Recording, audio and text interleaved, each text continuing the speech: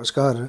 आइए आज हम इस वीडियो के माध्यम से 8th ग्रेड अभ्यास पुस्तिका विषय सामाजिक विज्ञान कक्षा 7 देखिए हमें कक्षा 7 के लिए विषय सामाजिक विज्ञान की 8th ग्रेड अभ्यास पुस्तिका इस प्रकार से हमें प्रदान की गई है। आप देख सकते हैं यह न्यू 8th ग्रेड अभ्यास पुस्तिका है। इसमें हम देखेंगे विषय सूची दी गई है। इसमें हमारा अतीत इतिहास, इसके अंतर्गत अध्याय 1 से लेकर अध्याय 8 तक दिए गए हैं। इसी प्रकार से भूगोल, इसके अंतर्गत भी अध्याय 1 से लेकर अध्याय 7 तक सभी अध्याय दिए गए हैं।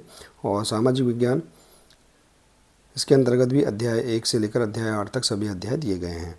तो इन सभी अध्याय का संपूर्ण हम इस चैनल के माध्यम से आसानी से समझेंगे।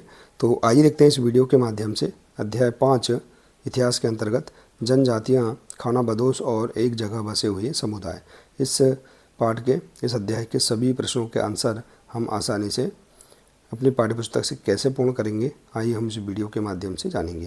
देखिए, यदि आप इसी प्रकार से इसके आगे के अन्य सभी अध्याय का संपूर्ण हल आप समझना चाहते हैं तो आप हमारे इस चैनल से जुड़े रहिए और इस चैनल को सब्सक्राइब अवश्य कर लें। साथ ही बेल आइकन को प्रेस जरूर कर लें ताकि आने वाले नए वीडियो सबसे पहले आप तक पहुँचते रहेंगे। तो आइए देखते हैं अध्याय 5 जनजातियाँ, खानाबदोश एवं एक जगह बसे हुए समुदाय। तो इसके अंतर्गत पहला प्रश्न है, हाथियों को पकड़ने और दूसरे राज्यों में निर्यात करने का व्यापार किस राज्य द्वारा किया जाता था? तो इसका राइट आंसर है गढ़कटंगा, आ नंबर का। इसके बाद है दूसरा प्रश्न, स्थानांतरित कृषि की जाती है? तो ब नंबर का राइट आंसर है जगह बदल बदल कर। प्रश्न तीसरा है, 1565 ईस्वी में किसके नेतृत्व में मुगल सेनाओं ने गढ़कटंगा पर हमला किया था? तो द नंबर का राइट आंसर है आसिफ खान के द्वारा के नेतृत्व में। इसके बाद है प्रश्न चौथा, मुगलों द्वारा अहोम राज्य में कब और किसके नेतृत्व में हमला किया गया था? तो मुगलों द्वारा अहोम राज्य में 1662 में मीर जुमला के नेतृत्व में हमला किया गया। इसके बाद है अगला प्रश्न, प्रश्न पाँचवा, जनजातियां अपना जीविका उपार्जन किस प्रकार करती थी? तो देखिए, कई जनजातियां खेतों से अपना जीविका उपार्जन करते थे। कुछ जनजातियों के लोग शिकार करके, संग्राहक या पशुपालन करके अपना जीवन यापन करते थे। अगला प्रश्न है, खानाबदोश किसे कहा गया है? तो देखिए, घुमंतू लोग को ही खानाबदोश कहा गया है, या भोजन की तलाश में एक स्थान से दूसरे स्थान पर घूमने वाले लोगों को ही खानाबदोश कहते हैं। प्रश्न सातवां, बादशाह जहांगीर ने अपने संस्मरण में बंजारों के बारे में क्या लिखा?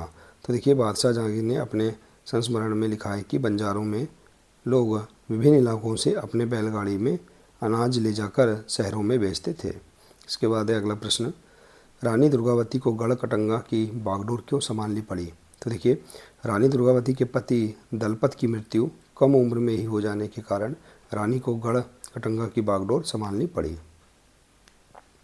प्रश्न 9, स्थानांतरित कृषि किस प्रकार की जाती है? तो देखिए, स्थानांतरित कृषि ऐसी कृषि जिसमें स्थान बदल बदल कर कृषि का कार्य किया जाता है, खेतों का कार्य किया जाता है, स्थानांतरित कृषि कहलाती है। प्रश्न 10वां, वर्णों के भीतर छोटी छोटी जातियां क्यों उभरने लगी थी?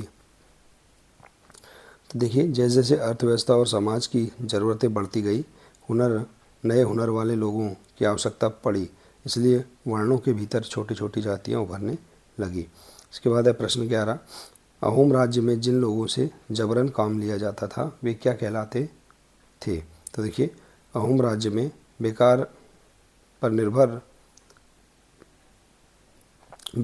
निर्भर था। राज्य के लिए जिन लोगों से जबरन काम लिया जाता था उन्हें पाइक कहते हैं। इसके बाद है, गढ़कटंगा एक समृद्धशाली राज्य क्यों था, समझाइए। तो देखिए, गढ़कटंगा एक समृद्धशाली राज्य इसलिए था, इसने हाथियों को पकड़ने और दूसरे राज्य में उनका निर्यात करने के व्यापार में खासा धन कमाया। जब मुगलों ने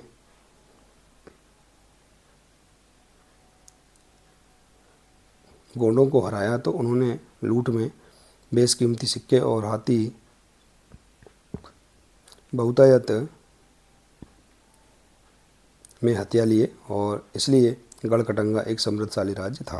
इसके बाद है प्रोजेक्ट कार्य। प्रश्न 13वां, पता करें कि आजकल गाँव से शहरों तक अनाज ले जाने का काम कैसे होता है? पुराने तौर तरीकों से यह किस प्रकार भिन्न या समान है। तो देखिए, आजकल गांव से शहरों तक अनाज ले जाने का कार्य ट्रैक्टर ट्रालियों के द्वारा होता है। पहले के समय में यह काम बैलगाड़ियों के द्वारा किया जाता था।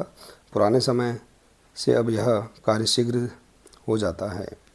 तो देखिए, इस प्रकार से हम यहाँ पर इस अध्याय के सभी प्रश्नों के आंसर आसानी से इस प्रकार से पूर्ण कर सकते हैं।